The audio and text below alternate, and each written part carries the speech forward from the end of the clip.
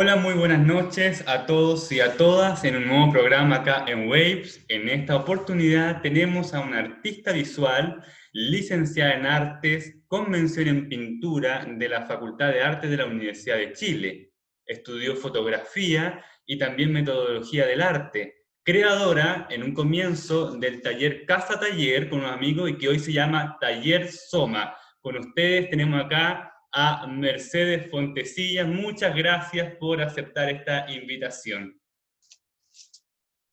Gracias a ti, Gonzalo, por la invitación. Estoy muy contenta de estar acá contigo. Gracias, Mercedes. Mercedes, una de las primeras preguntas que queremos dar inicio a esta entrevista, ¿qué es el arte para Mercedes Fontecilla? Wow, wow, wow. Partimos desde la médula, me parece genial. Bueno, me imagino que cada día podemos ir construyendo esa respuesta. Yo creo que es una respuesta muy dúctil en el sentido de que el arte propiamente tal es una materia de la humanidad que consiste en esa ductilidad. Por eso yo creo que también en el colegio a la clase le llamaban artes plásticas, por esa plasticidad que tiene para... Pero si vamos a lo más medular, yo me atrevería a decir que de partida es un acto de pasión, o sea, es un impulso muy que sale desde muy adentro y que es irrefrenable, digamos, o sea, tú no puedes dejar de hacerlo, aunque no tenga mucho sentido o no tenga la practicidad a la que estamos acostumbrados a hacer, sobre todo en la vida adulta, cuando prácticamente todos nuestros quehaceres cumplen una función útil.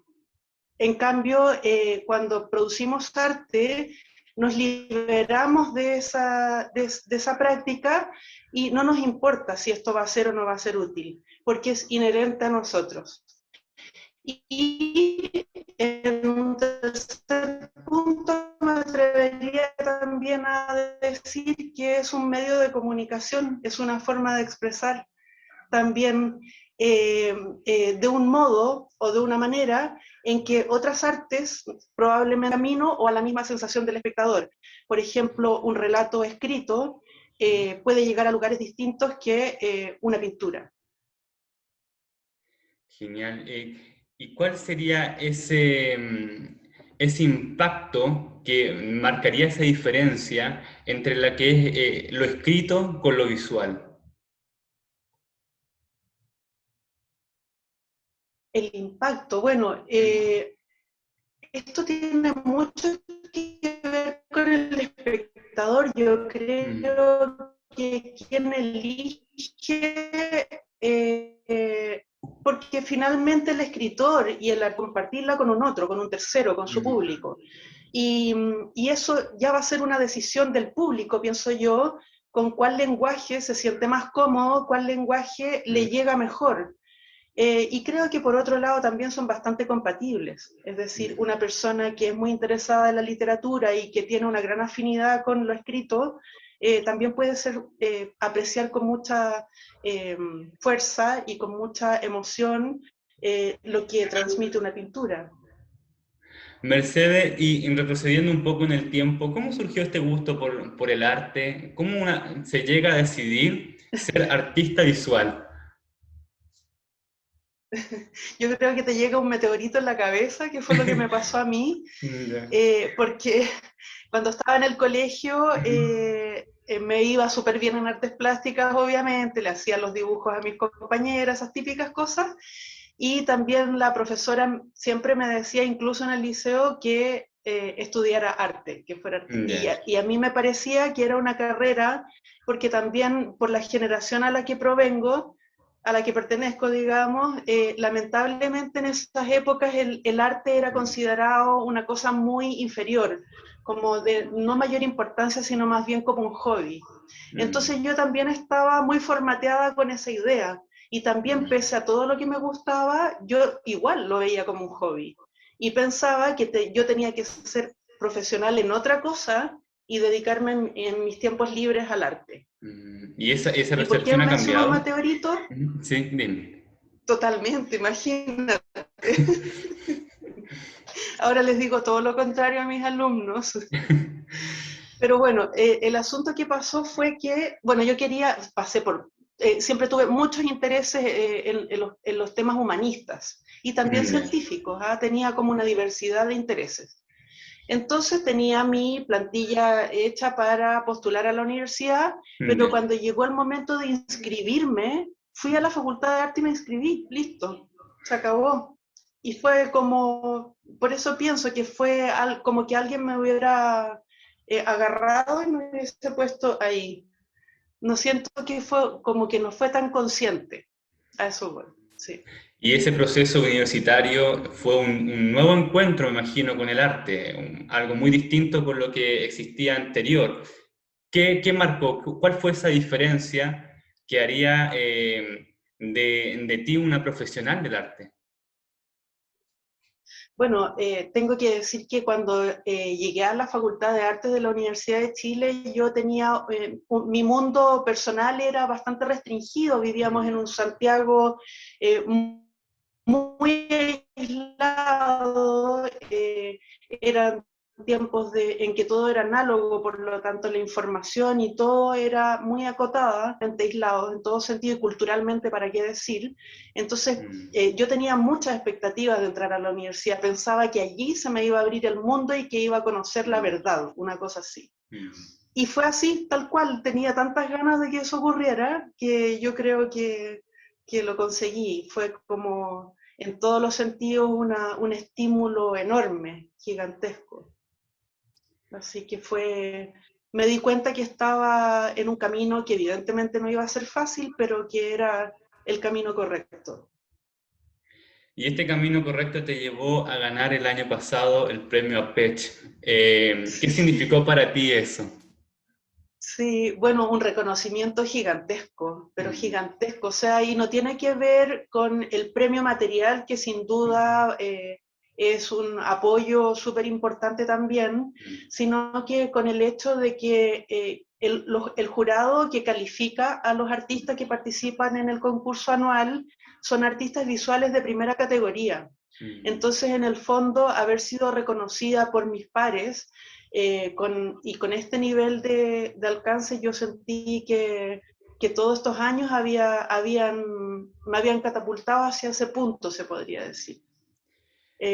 Y además es el primer premio que yo he recibido durante toda mi trayectoria. Por lo tanto, también fue un alivio en darme cuenta que toda esa persistencia y toda esa Mm. insistencia que he tenido a lo largo de los años tenía un sentido, que era este. Y para todas aquellas personas que no están interiorizadas sobre este premio, ¿en qué consiste? ¿Cómo se hace para una persona ganar este premio?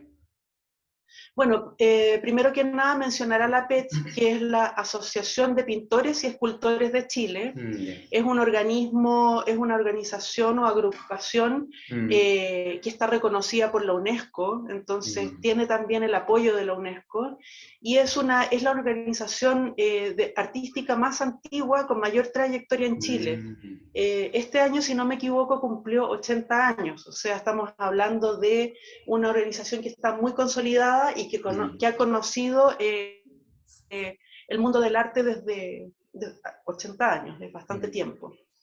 Y es una organización abierta a la que cualquier persona se puede suscribir, digamos, cualquier artista puede aplicar para ingresar a esta agrupación.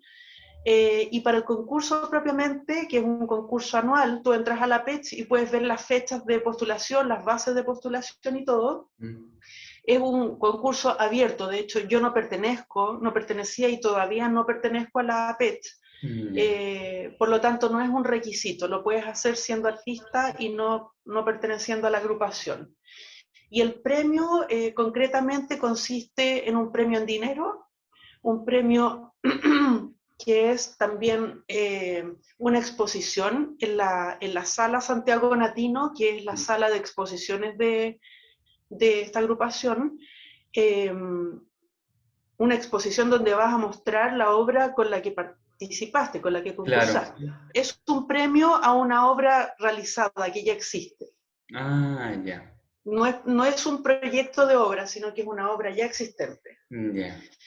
Y otro aspecto muy interesante del concurso es que también parte del premio es un viaje a México. Entonces, Mm, eso permite a los artistas chilenos tener claro. una experiencia muy importante con la cultura mexicana, que es Mm. tremenda. En México, el mercado del arte y el circuito del arte es muy, muy importante. Por lo tanto, es también un aliciente para tener nuevas experiencias al respecto.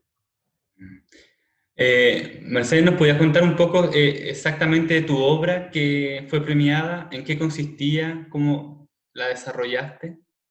Sí, bueno, esta es una investigación que partió generalmente los trabajos en arte, sobre todo en el arte contemporáneo, tienen mucho que ver con la investigación y el proceso de obra suele ser bastante largo.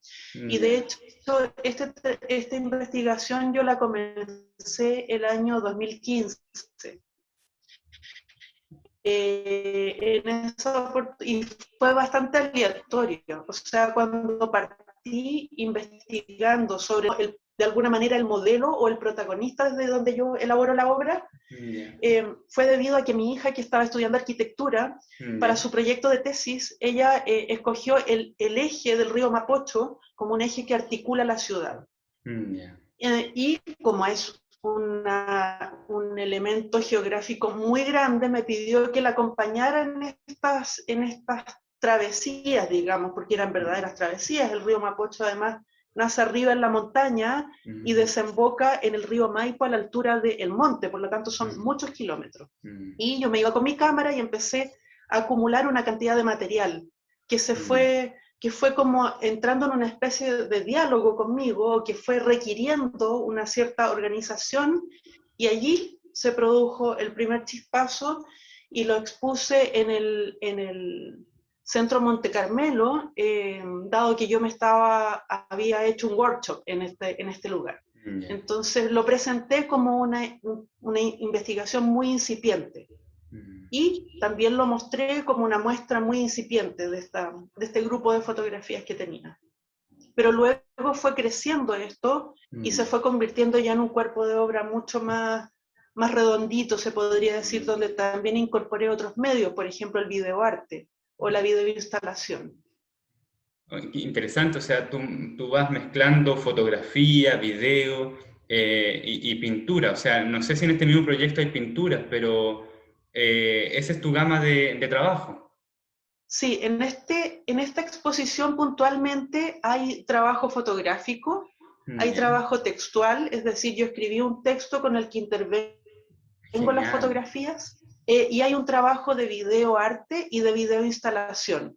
¿Por qué video instalación? Porque en cada una de las derivas al río Mapocho yo fui recopilando una serie de piedras del río. Ya. La exposición que voy a mostrar en la PET se llama Cura, que Mapudungún significa piedra. Ya. Entonces hago también esta analogía con lo que va quedando del río, las piedras, y las presento junto con el videoarte. Genial. Para todas aquellas personas que quieran interiorizar en el canal de YouTube Apech Video, está ahí unos videos explicativos tuyos. Sí, Eh, Más o menos ver el Chile actual. ¿Cómo está el arte hoy en Chile? bueno, en el contexto de pandemia, el Mm, circuito del arte y el circuito de la cultura han sido bastante golpeados. mm, El Ministerio de las Culturas y las Artes ha hecho algunos intentos por inyectar recursos a las instituciones que acogen a los artistas, digamos, como son las mm, galerías de arte, mm, pero eso no necesariamente se ha traducido en un apoyo directo a los artistas. claro. Entonces esa ayuda se ha visto diluida un poco en actividades que no necesariamente han sido el apoyo que necesitan muchos artistas. Así que ha sido un tiempo también de replantearse, Claro. de tratar de que la línea de flotabilidad se mantenga, pero también no lo digo con alegría, pero sí es un hecho de la causa que de manejar la línea de flotabilidad, porque siempre estamos en un mundo bastante precarizado, se podría decir, desde el punto de vista de los recursos económicos. Entonces, como que de alguna manera esta es otra ola más que estamos surfeando. Mercedes, en esta situación compleja de exponer el arte que están creando los artistas, pero en relación al contenido que se está haciendo, ¿hacia qué dirección va? ¿Está haciendo algo muy plural? ¿Todos van por distintos caminos? ¿Ya no se puede hablar así como época del impresionismo, época del surrealismo? O, ¿O qué está ocurriendo con esto, con el arte y su contenido? Mira, yo creo que la sobrepoblación mundial hace que en general en todos los campos haya una diversidad enorme y en el campo del arte pasa lo mismo, digamos, hay cualquier cantidad de artistas y es una cosa bastante impactante porque pese a que es sabido que el mundo del arte tiene estas complejidades que estábamos mencionando recién, Claro. así todo, muchas personas se sienten llamadas a seguir este camino. Entonces la diversidad de obras, afortunadamente se podría decir, es bastante amplia. Yo creo que hay como las novedades, se podría decir, que a mí me parece súper interesante como novedad temática, es hablar de lo no humano. Es Ah, decir, interesante. como que las otras vidas no Ya, humanas ya, deben ser consideradas y valorizadas de la misma manera como el humano, es decir, este antropocentrismo, dejarlo de lado, ya, porque debido a que hemos estado tan, como si todo fuera, como si todas las otras vidas estuvieran supeditadas o ya, subordinadas a nosotros, ya. no las valoramos en su dimensión real, digamos. Y esa es una temática que yo creo que desde el punto de vista tanto de las artes como del pensamiento y las filosofías en general, es súper potente, súper bueno que esté también.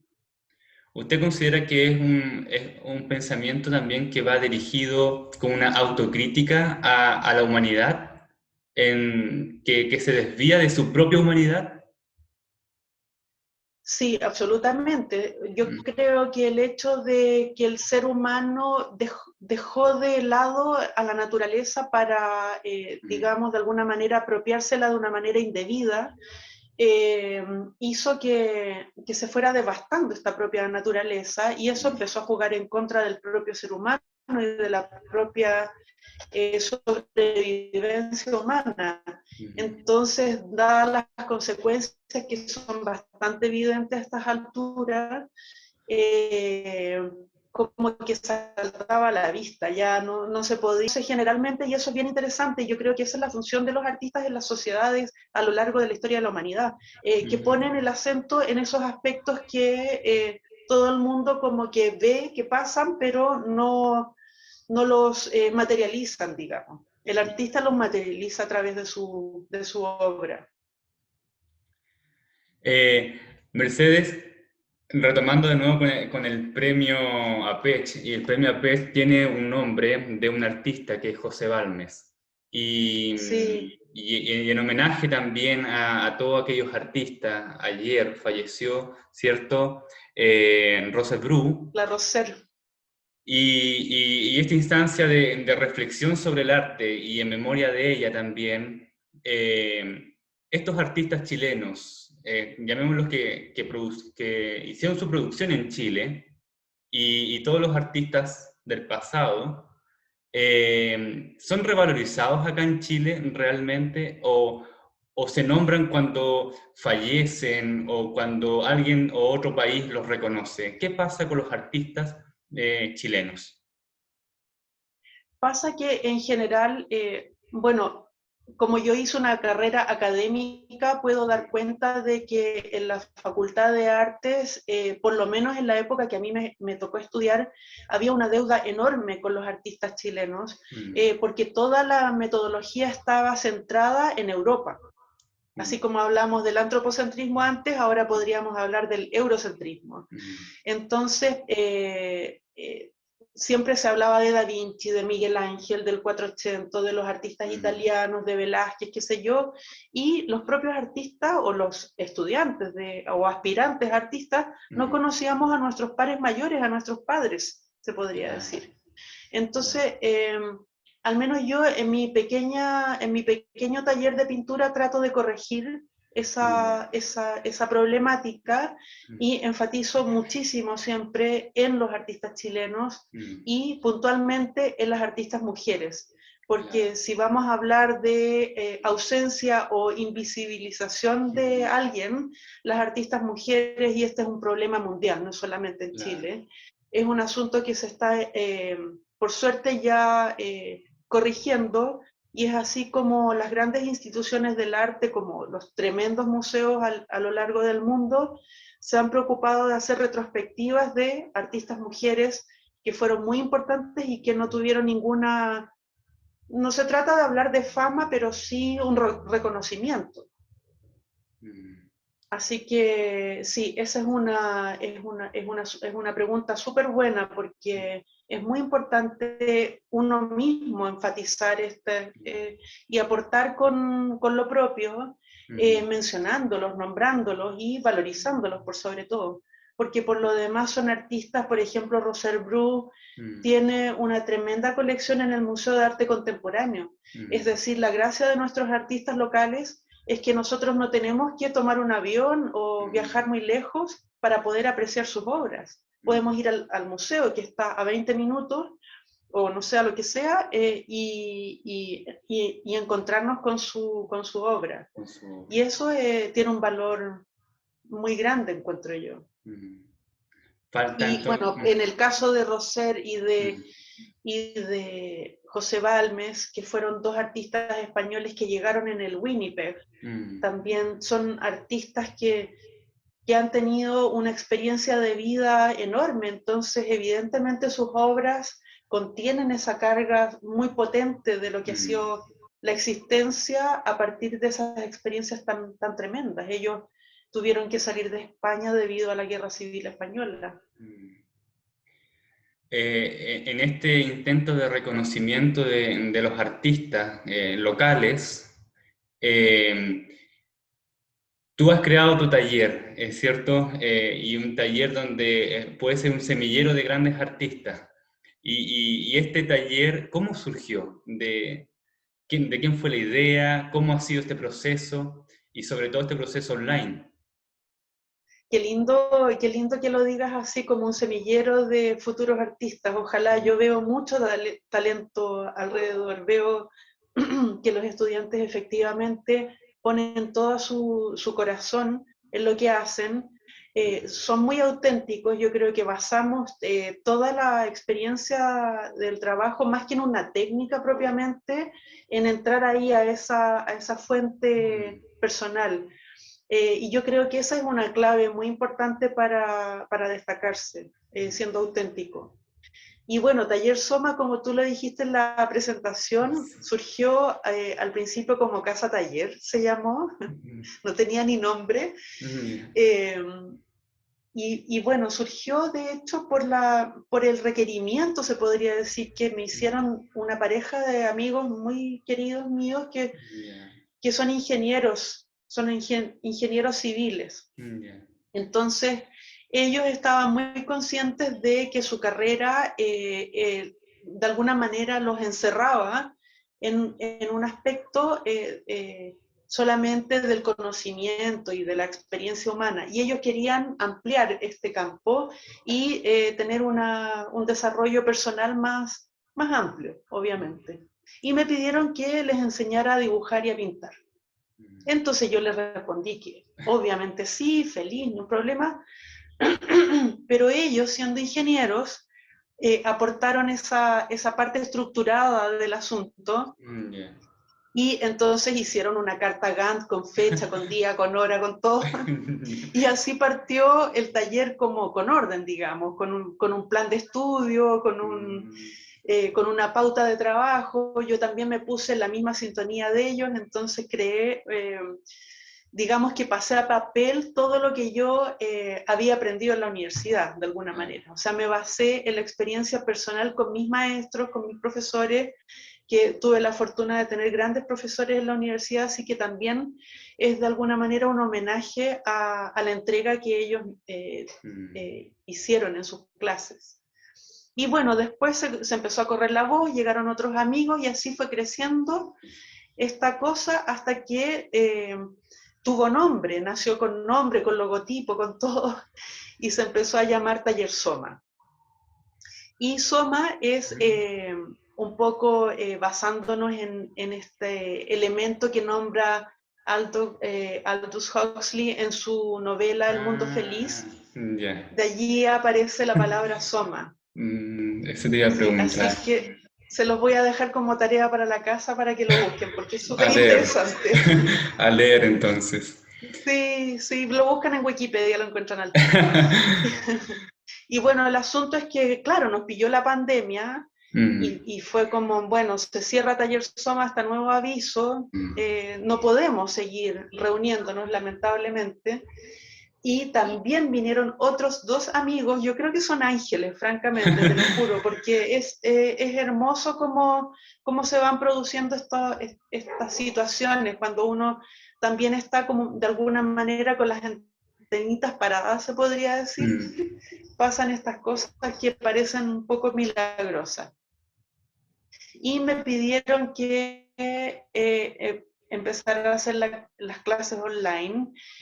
Ellos tenían toda la fe de que iba a ser un éxito y a mí me daba terror porque encontraba que me fuera de alguna manera engañoso o que no fuera tan potente, pero mis amigos son cariñosos y ellos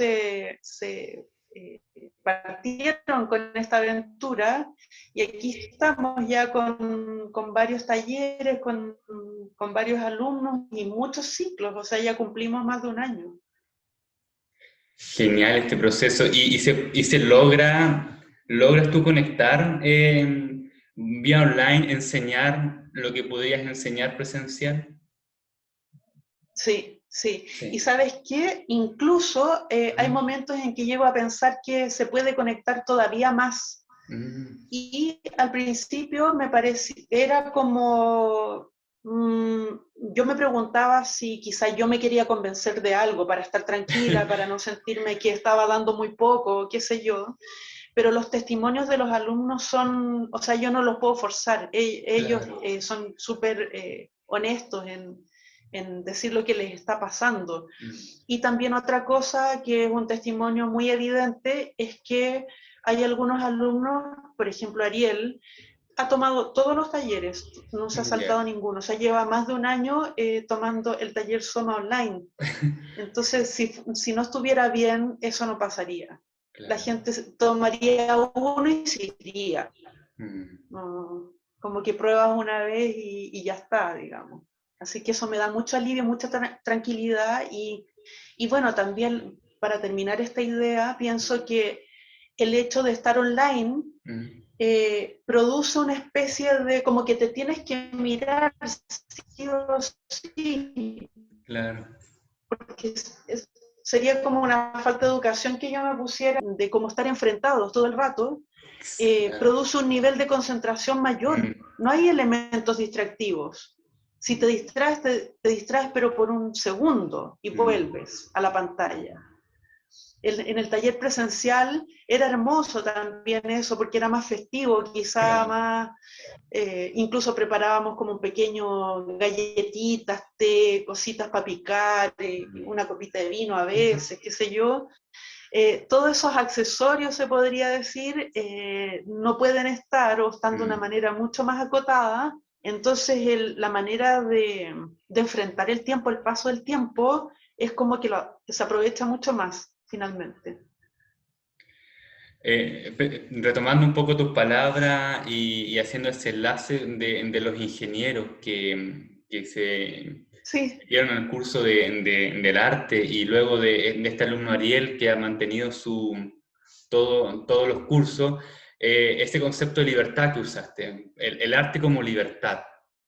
Sí. ¿Por qué se producirá que el arte provoca esta libertad como una liberación de nuestra propia esencia humana? ¿Qué espacio da el arte para aquello?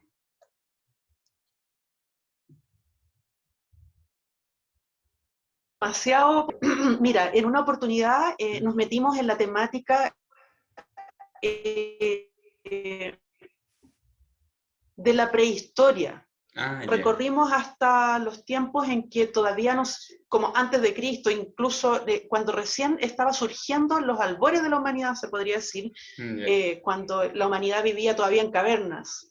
Y es bastante curioso porque ya en esa época existen antecedentes hasta el día de hoy que los podemos palpar porque están las pinturas en las cavernas y otros elementos que nos dan cuenta de que había expresión artística ya en esa época. Mm. Entonces, esta cuestión te vuela la cabeza porque en el fondo Mm. no tenías nada, no tenías ni casa, vivías en Claro. una cueva, pero tenías una necesidad interior de expresar a través de elementos gráficos y elementos visuales un algo que no lo podías expresar de otra manera que no fuera esta. Genial. Entonces, ¿qué es eso? ¿Qué es eso que está dentro, que quiere salir, que quiere emerger y comunicar? Probablemente sea el alma, probablemente sea el espíritu. Qué bonito eso. No creo que pueda ser otra cosa. Y Genial. por eso también el sentido de lo útil Mm. no es necesario, porque Mm. la expresión artística te comunica con el espíritu, más allá de los dogmas o los credos o incluso las religiones que se fueron construyendo posteriormente. Así que es bien, Interesante eso. es un encuentro, sí, con lo más esencial de nosotros mismos. Sí, sí, porque esta idea que también tomaste ahora de lo útil, esta necesidad de buscar la utilidad como si fuera Sí. nuestra única razón de ser y que el arte no lo tenga, es como es la libertad. Me gustó esa conexión. Sí. Mercedes, ya ir culminando esta entrevista, y el 18 de octubre marcó un antes y un después para la realidad chilena. Eh, Luego vino la pandemia y si podríamos decir que es como un ambiente de crisis social, crisis de salud, crisis de muchas cosas. Eh, y hay un ambiente de miedo, de inseguridad y todo. ¿Cuál es el rol que tomaría el arte en este momento para aquellas personas que no necesariamente son artistas, pero que pueden encontrar en el arte esta libertad dentro de esta crisis? Bueno, ahí nos podríamos pasar horas desglosando tu pregunta tan potente, Mm. pero quisiera como centrar el punto en el hecho de que el arte salió a la calle, la Ya. expresión visual salió a la calle Mm. también, junto con las personas. Es decir, es algo tan propio de las personas que en esta explosión, en este estallido, como se le ha llamado, Sí. también estalló el arte y salió desperdigado por todas las paredes de Chile. Y Mm. eso es una democratización, se podría decir, es una invitación a que el arte nos pertenece a todos, no Mm. solamente a los artistas. A lo mejor tu obra no va a llegar a un museo, Claro. pero tiene una función para ti vital con tu comunicación interior. Y yo creo que eso es lo más bello. Se han hecho bastantes recopilaciones tanto Sí. en películas, documentales o Mm. registros fotográficos, libros que dan cuenta de esta especie de libro abierto en el que se transformaron las paredes de Chile, algunas más emblemáticas que otras, digamos, Mm. pero todas con mucha potencia. Yo sé que esto puede producir un poco de polémica porque hay muchas personas que Mm. no lo entienden como una expresión que tenga Claro. algún valor, Mm. sino que lo entienden como una suciedad o un Mm. desorden, y eso Claro. les preocupa y les asusta Mm. y les conecta con ese miedo al que tú te refieres. Mm. Pero yo me atrevería a hacer la invitación a que lo vean porque son también cosas que pasan, es algo muy Mm. transitorio en la historia de la humanidad. O sea, de aquí a, no sé, a un tiempo más vamos a lograr rearticular y reordenar todo esto que explotó y salió así Claro. como en 180 grados disparado. pero esa misma expansión va a lograr que, es como cuando tú ordenas el closet y sacas todo y te queda la pelotera, pero luego decides qué es lo que vuelve a entrar al closet, qué es lo que se sale y lo reorganizas, digamos. Es una analogía simple, pero que contiene, digamos, la manera en que yo tengo de ver lo que ha acontecido a nivel social y que se traspasa al arte completamente. Gracias, Mercedes. Y como última pregunta, ¿qué consejos darías tú a todas aquellas personas jóvenes, adultos, mayores de edad que quieran empezar a pintar, pero no se atreven? Que se tiren nomás, o sea, yo sé que da un poquito de susto y da un poquito de, como entre vértigo o vergüenza incluso, pero mira, yo creo que no, prácticamente no existe nadie que te vaya a decir que feo te quedó el dibujo. Como que todo el mundo te celebra demasiado que tú te atrevas a expresarte a través del dibujo, sobre todo si ha pasado mucho tiempo desde que no lo haces, porque todos entienden que es algo que estuvo tan presente en la vida de las personas. Hay que acordarse que cuando uno es chiquitito está siempre con el lápiz y el papel Sí. rayando, y eso también tiene una explicación. Entonces, a quien le dé ganas, además no necesita tantos recursos, basta incluso un lápiz Bic y una hoja en blanco. No necesitas tampoco hacer una gran inversión para empezar a reconectarte con ese motorcito que tenemos todos adentro. Así que los invito que se liberen. Finalmente es eso, una gran liberación. Muchas gracias, Mercedes. Acá abajo va a salir entonces, de todas formas, tu taller para aquellas personas que quieran ingresar, inscribirse y estudiar contigo. Te agradezco esta noche de compartirnos todo tu arte, toda tu experiencia y espero que nos podamos volver a encontrar en una nueva entrevista. Muchas gracias, Mercedes. Gracias a ti, Gonzalo. Y te agradezco por las preguntas hermosas y potentes, llenas de reflexión también, que hicieron que la conversación fluyera. Un Gracias, Mercedes. abrazo. Un abrazo. Nos vemos entonces en una próxima entrevista acá en Waves. Buenas noches.